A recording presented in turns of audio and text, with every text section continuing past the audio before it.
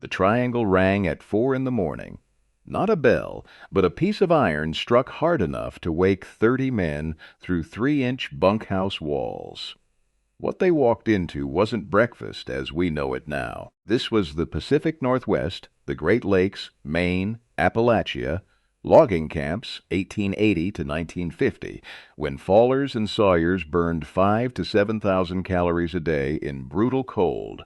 The camp cook, the best paid man in camp, kept those human engines running before sunrise. What he served has been almost completely forgotten, not lost, but erased by the processed breakfast industry after the 1940s. These are 30 of those forgotten foods. Everyone real. Everyone gone. Number 30. Sourdough flapjacks. The starter lived in a crock by the stove. Some cooks kept theirs alive for years, feeding it daily, carrying it from camp to camp, wrapped against the cold like medicine. In Pacific Northwest camps from the 1890s through the 1920s, the cook mixed batter the night before and let it work near the stovepipe. By 4 a.m. the skillet was hot. The cakes came out dark gold outside, lighter inside, with a tang no commercial buttermilk pancake could match, a tang that told your body this food had been alive. One batch fed 30 men for the cost of flour and fuel. Today, restaurants charge $18 for heritage sourdough pancakes. Grandma just called them flapjacks.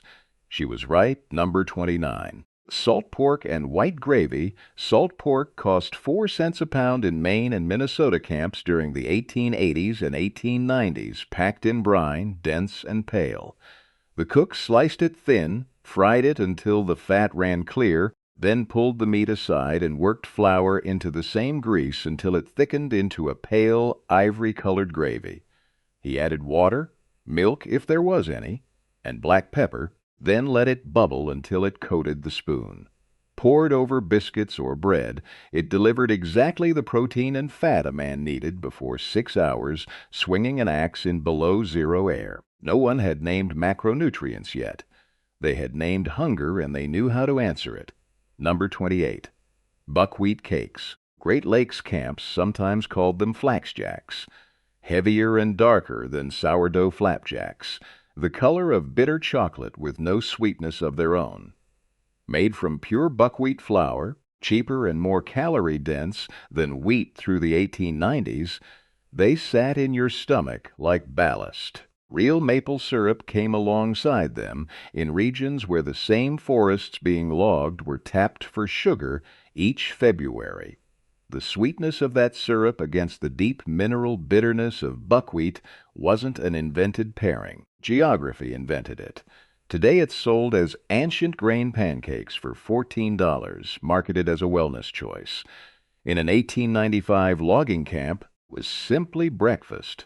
The thing that got you through the morning.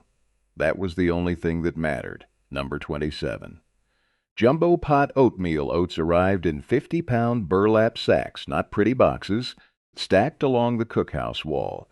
The cook scooped them into iron cauldrons, added water, and let them cook slow over banked coals while the men still slept. In Minnesota and Wisconsin camps from the 1900s through the 1930s, by the time the triangle rang, the oatmeal had cooked 2 hours, thick enough that a spoon stood up in it. The cook finished it with rendered lard, not butter, and brown sugar from the commissary barrel.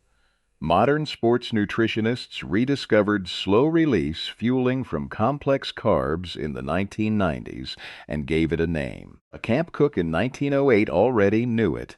He just called it feeding the men right. Number 26. Pork belly hash. Nothing left a logging camp kitchen. Not philosophy, but operational rule, since waste meant cost and cost meant the cook's job. So leftover salt pork went into cast iron with yesterday's boiled potatoes, sliced thick, and half an onion if there was one. The pan went on high heat, untouched, pressed down until the bottom turned almost scorched, then flipped in sections, brown side up. It cost under 2 cents per man in Pacific Northwest camps in the early 1900s and fed 30 from the leavings of the night before. This wasn't poor cooking. It was brilliant cooking, built by people who understood that heat, time, and a little fat could turn leftovers into something men ate with real pleasure at 4:30 in the morning.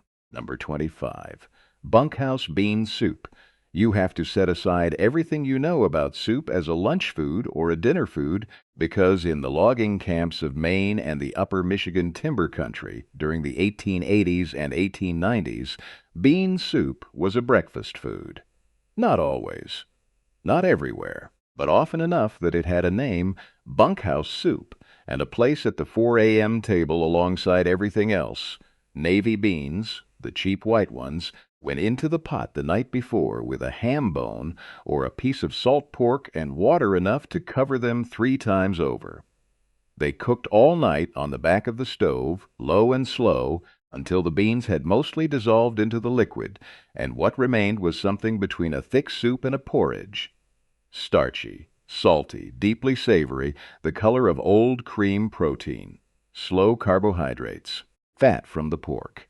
In an era before the word protein was in common use, the camp cook was delivering more of it per bowl than almost anything else on the table. This was not a soup. This was a delivery system, and it worked. Number 24. Bannock, the Scottish and Canadian loggers brought it south. The northern camps, from Maine to Minnesota to the Pacific Northwest, picked it up from the Canadian timber workers who crossed the border looking for work in the 1880s.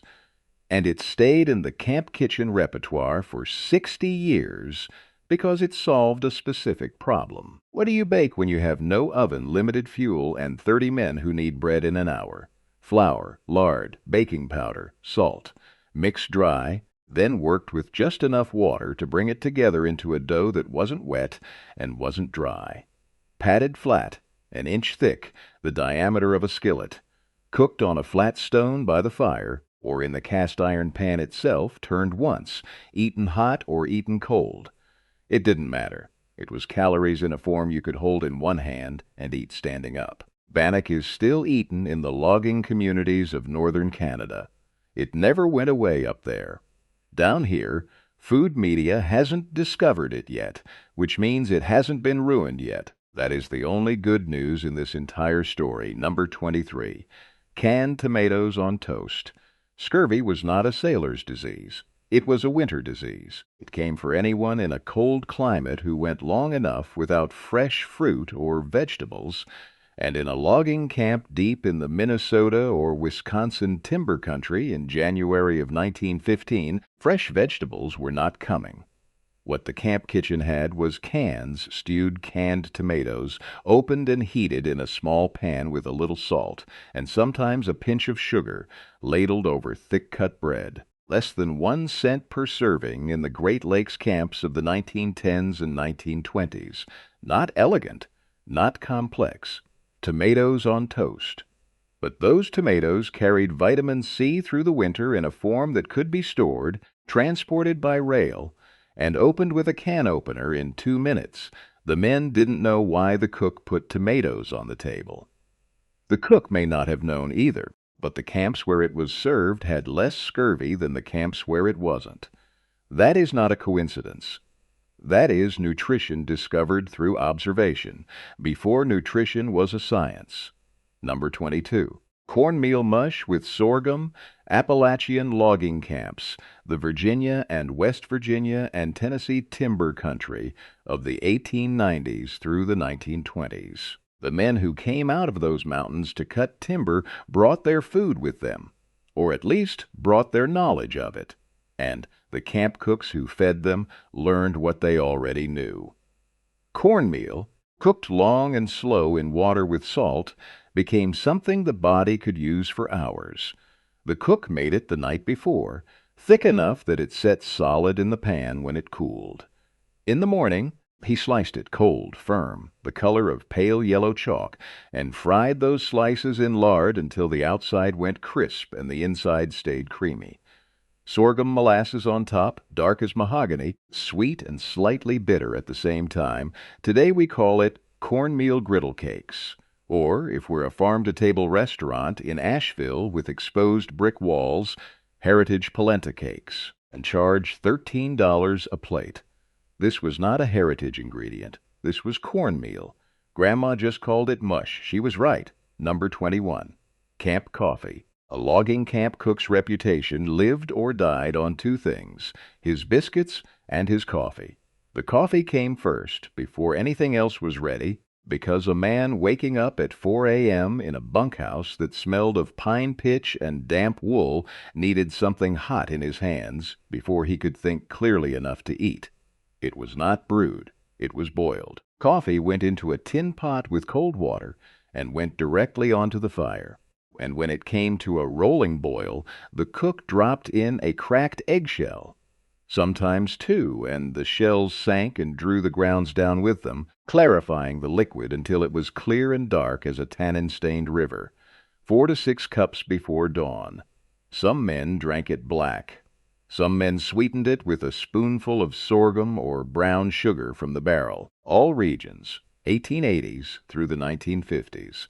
The taste of that coffee, strong, clean, slightly bitter, with a heat that sat in your chest, is a taste no one living today has tasted. Because no one makes coffee this way anymore.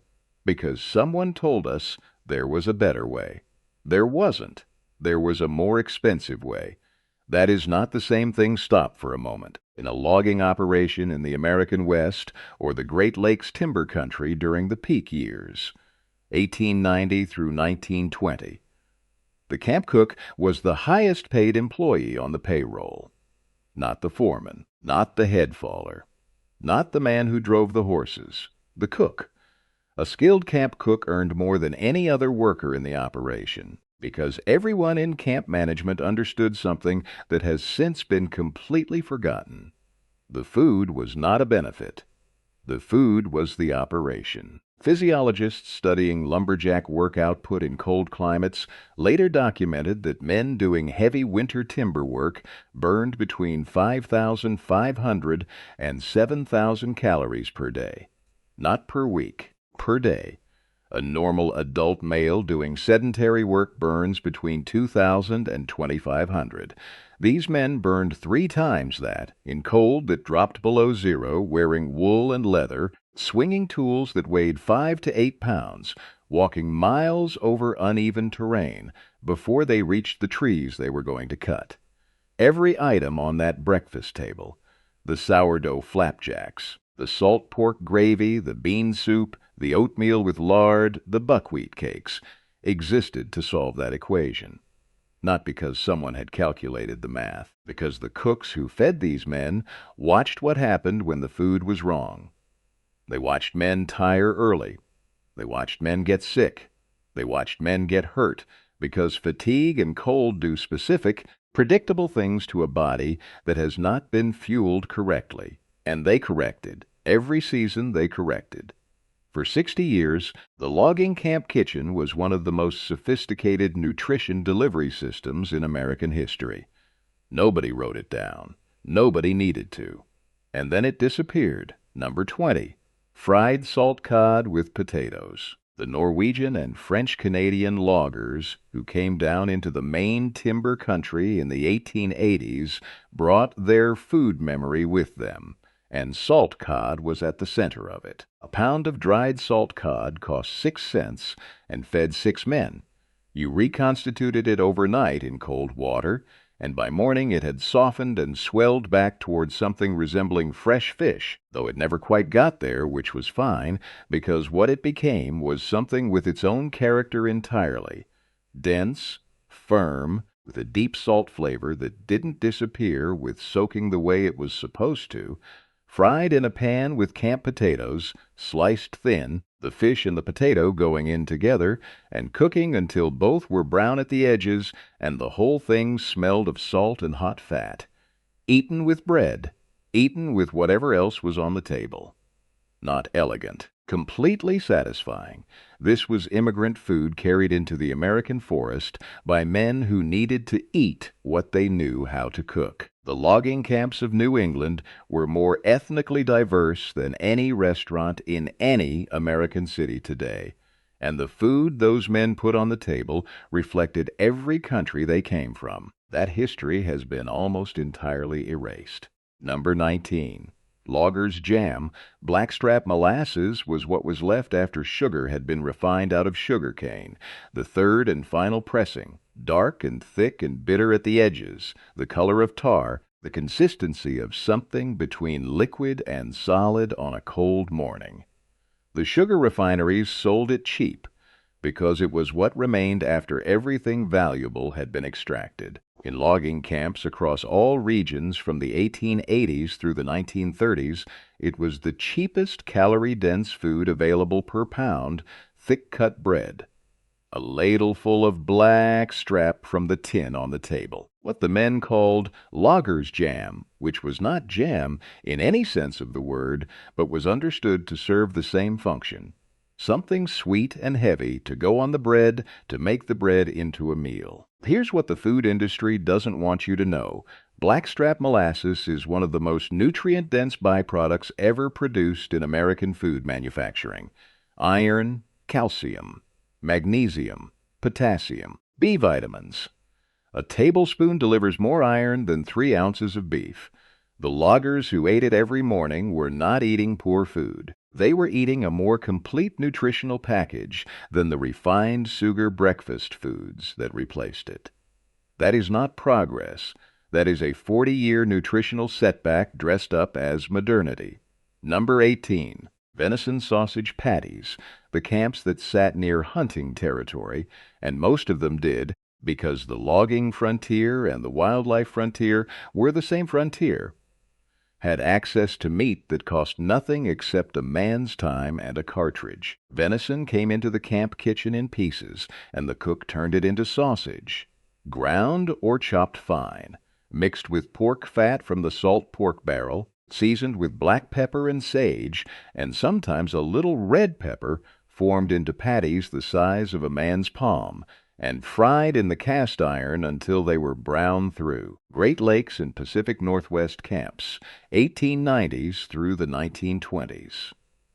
The deer came from the same forest the men were clearing, which gave the whole arrangement a particular symmetry. The destruction of the old growth and the feeding of the men who destroyed it were accomplished by the same resource. The sausage was leaner than pork sausage, gamier, with a flavor that changed by season and by what the deer had been eating. Sweeter in fall when they'd been on acorns, earthier in late winter when they'd been on bark and frozen grass. That variation was not a flaw. It was the taste of a specific place at a specific time. You cannot buy that in any store. Number 17. Camp crackling. Before the main breakfast went onto the table, there was the crackling. Salt pork rinds, the tough exterior skin that didn't render down cleanly the way the fat did, went into the hottest part of the pan first, and the cook pressed them down with the back of a spoon and let them go until they were rigid and blistered, and the fat had cooked out of them entirely, leaving something that shattered when you bit it. All regions, all decades, 1880s through the 1930s. Eaten with the first cup of coffee before the rest of the breakfast was ready, a kind of pre-breakfast for men who had been awake since before 4 and whose bodies were already starting to demand fuel. Salty, hot, the grease on your fingers before the sun came up. They didn't have a fancy name for it. It was just what came off the pork before the rest of the pork was ready. Today the food industry sells essentially the same thing. Pork rinds, chicharron artisan crackling as a premium snack product. In a logging camp in 1905, it was the thing you ate while you waited for breakfast. Nothing was wasted. Not the skin, not the fat, not the flavor. Number 16. Condensed milk porridge. Fresh milk didn't survive the winter transport routes into remote logging camps. It froze, or it soured, or the delivery simply didn't come because the road was drifted shut. What did survive was sweetened condensed milk in cans. Borden and Nestle were supplying logging operations by the case throughout the Pacific Northwest and Great Lakes regions by the early 1900s. A can opened into a pot of oatmeal or cornmeal, already cooking, transformed it entirely. The sweetness of the condensed milk and the richness of the cream it contained made what had been plain porridge into something that tasted like it belonged in a kitchen, with curtains and a tablecloth, not a log cookhouse with a dirt floor. The men ate it without comment, which in a logging camp was the highest possible praise. This was the first wave. This was corporate food reaching into the remote American wilderness and finding a purchase. Not aggressively, not by replacing anything, just by being convenient and available and good enough. By 1947, it would be different. By 1947, they would have a catalog, number 15. Breakfast pie, the cook baked pies the night before. Not as a gesture of generosity or festivity, as a caloric calculation. A deep dish dried apple pie, sweetened with brown sugar and cinnamon and a little lard in the crust, contained enough energy per slice to fuel a man through 2 hours of hard timber work. The cook knew this, the way a machinist knows his tolerances, not from a chart, but from experience.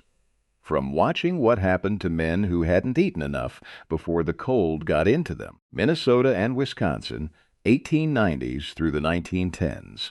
Dried apples reconstituted overnight in water, sweetened, spiced, packed into lard-cut pastry, baked in the Dutch oven the afternoon before, cooled overnight, served cold at 4 in the morning alongside the hot food, not as dessert, alongside.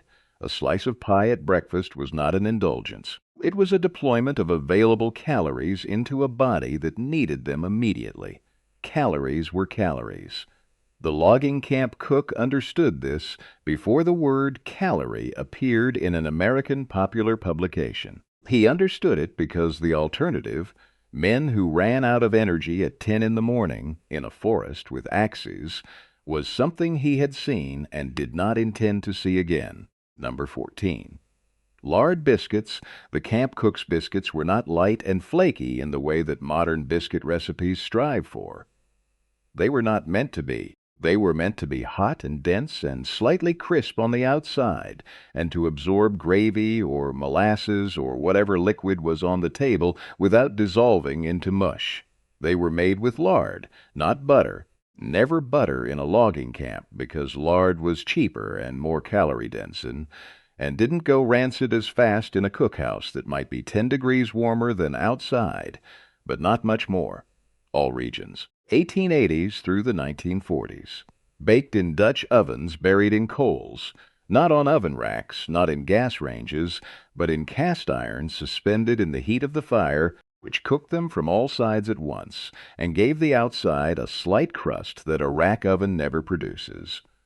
A dozen biscuits cost under 3 cents in 1910. 3 cents. And they were, by every account left by the men who ate them, extraordinary. She was right. Everything she knew was right. The cook who stood at that stove at 3 in the morning, working lard into flour with his hands, because that was how you made biscuits, and you needed them ready when the triangle rang, knew something about feeding people that we are still trying to learn. Number 13. Fried potatoes in bacon grease. The pan had a memory. That is not a poetic statement. It is an operational description. A cast iron skillet used in a logging camp kitchen accumulated, in its seasoning, the residue of every meal cooked in it, and by the time a cook had been running a camp kitchen for a full winter, his pan held within its surface the fat of hundreds of pieces of bacon and salt pork and venison sausage. When you fried potatoes in that pan, you fried them in the memory of all of that. Great Lakes and Appalachian camps, 1890s through the 1930s. Potatoes boiled the night before and cooled. Cooling made them slice cleanly and hold their shape in the hot pan. Into the pan in the morning, cut side down with no additional fat necessary because the pan provided it. Left alone, let the bottom go deep brown. Then turned in sections, not stirred.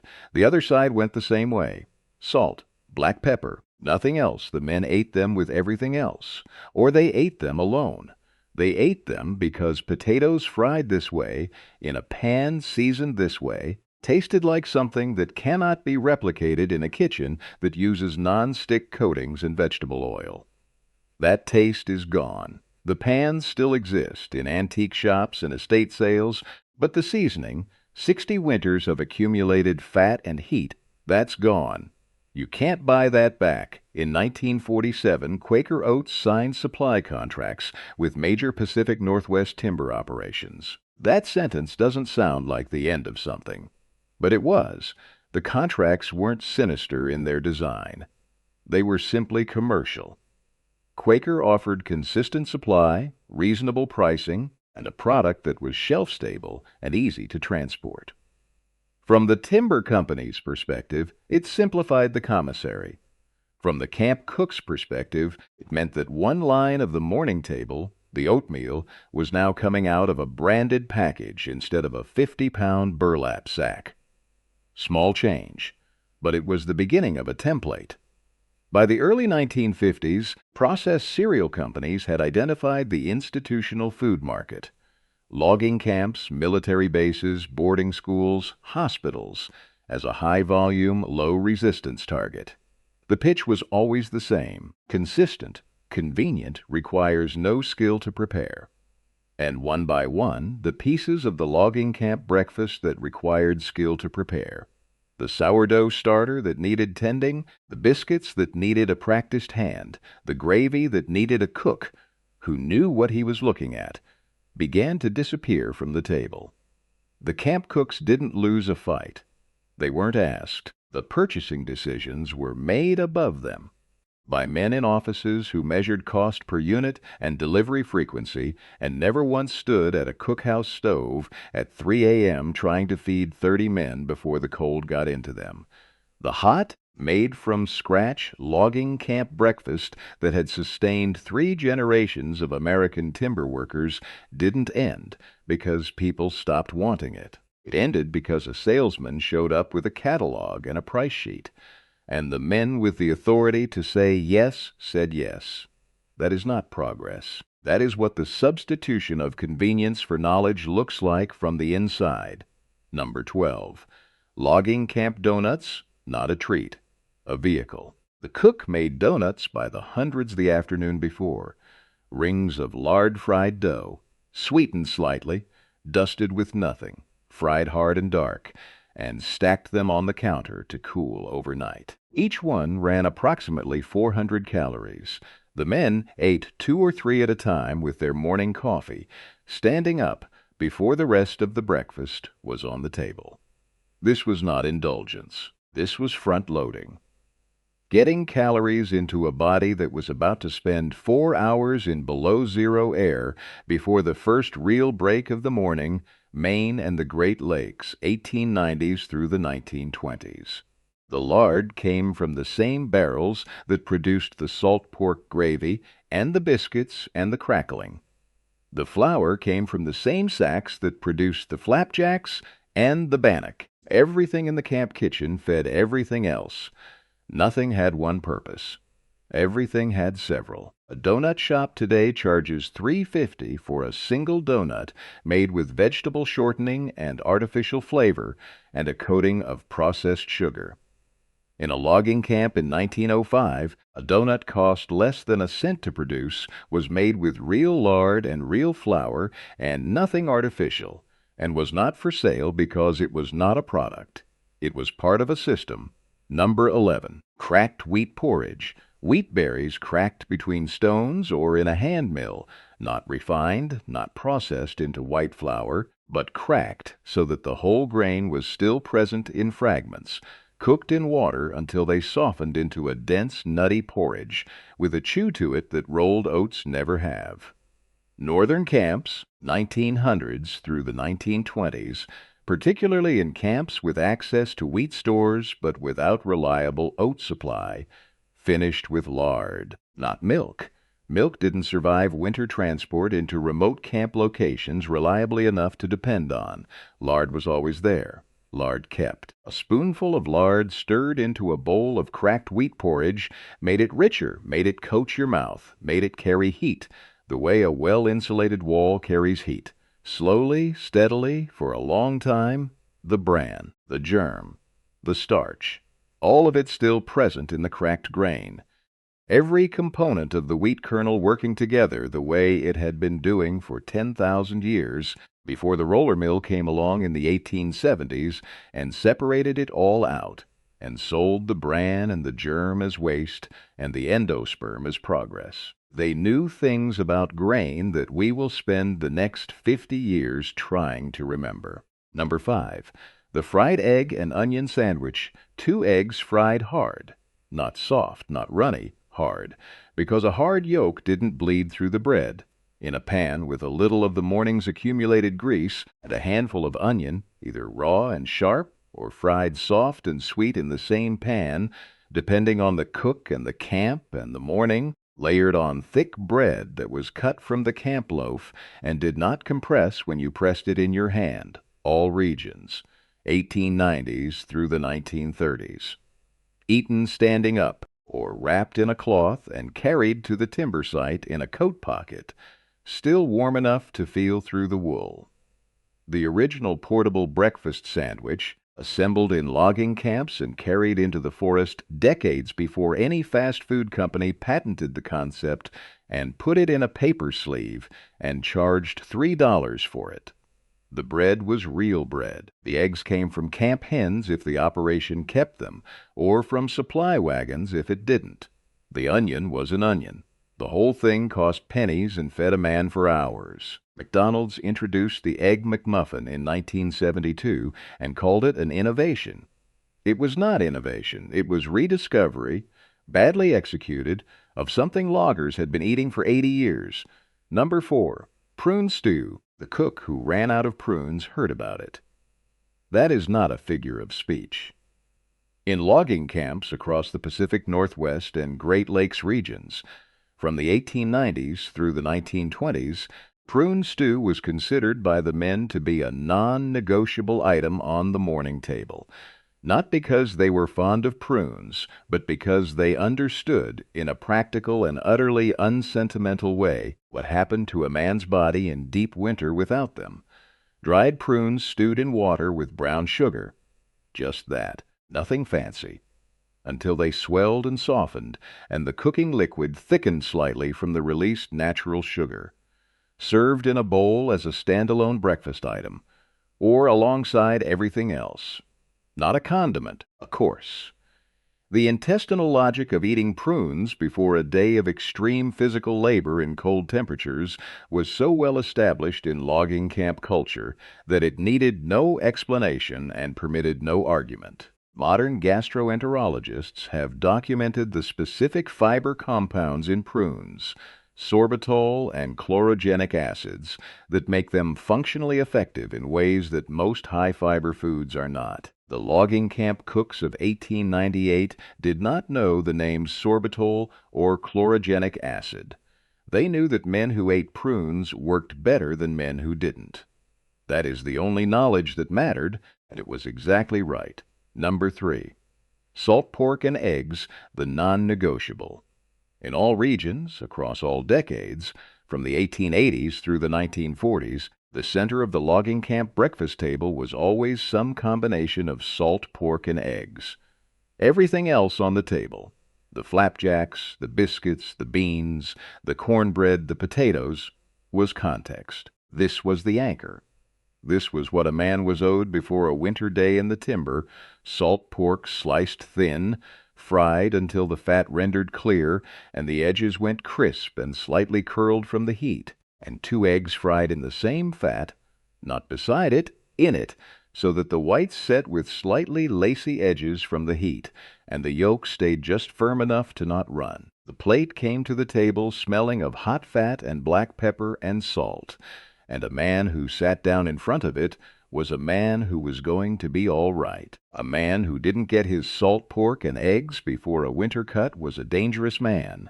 Not metaphorically. The foreman knew it. The cooks knew it. You did not send an unfed man into a forest with a double-headed axe and expect the day to go well. The food was not a comfort. The food was a precondition.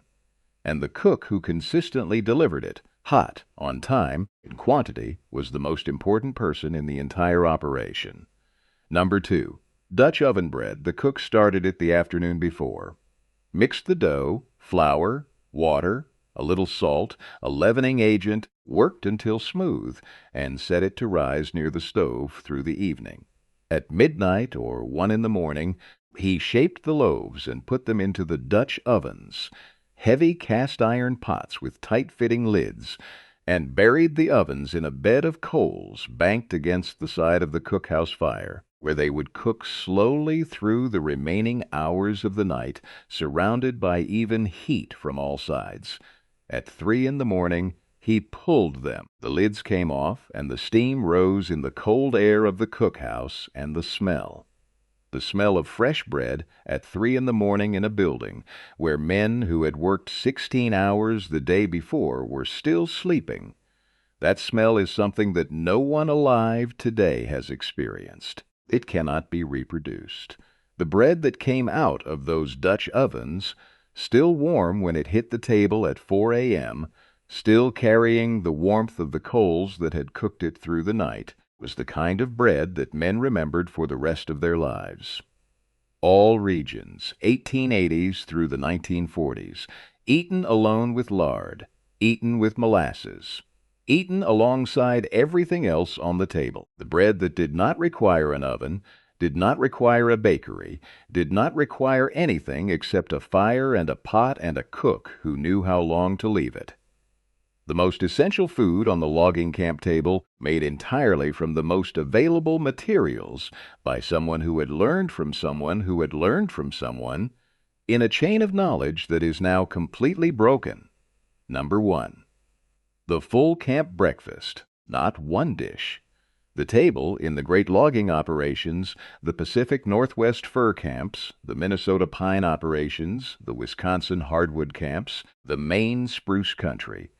At the height of the American timber era, the breakfast table held it all at once.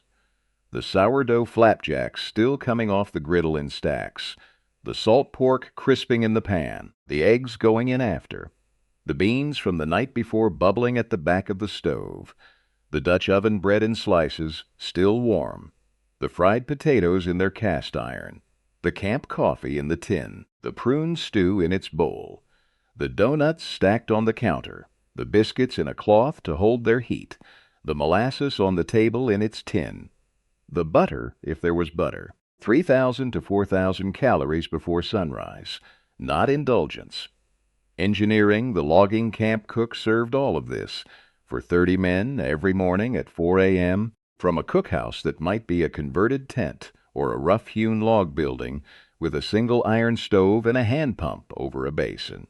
He had no food processor, no commercial mixer, no industrial oven, no refrigerator, no inventory system, no supply chain consultant. He had his hands, his cast iron, his fire, his knowledge, and his obligation to the men who were going out into the cold to do work that would quite literally injure or kill them if they went out underfed.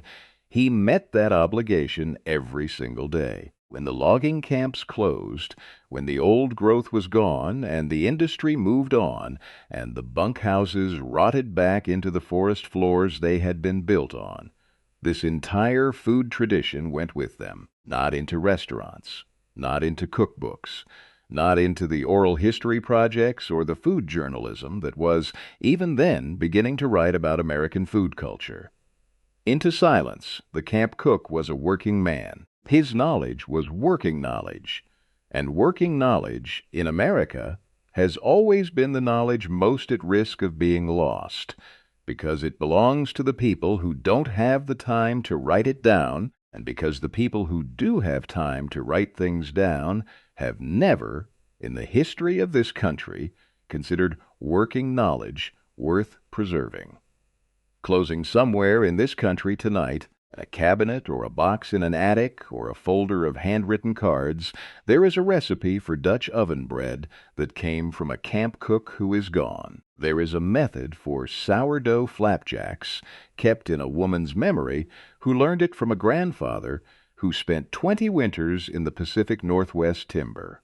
There is a knowledge of how to make double-duty beans taste better the second morning than the first, carried by someone who doesn't know yet that no one else still knows it. The grandmothers who made this food and the grandfathers who cooked it in the camps, and the camp cooks whose names appear in no history book, were not making poor food. They were not making survival food in the diminished sense we use that word.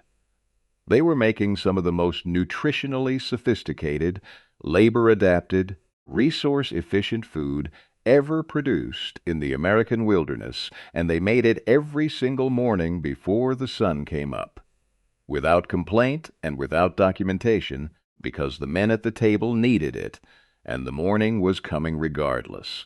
The processed breakfast industry that replaced this food didn't replace it because it was better. It replaced it because it was cheaper to produce, more profitable to sell, and required no one who actually knew how to cook.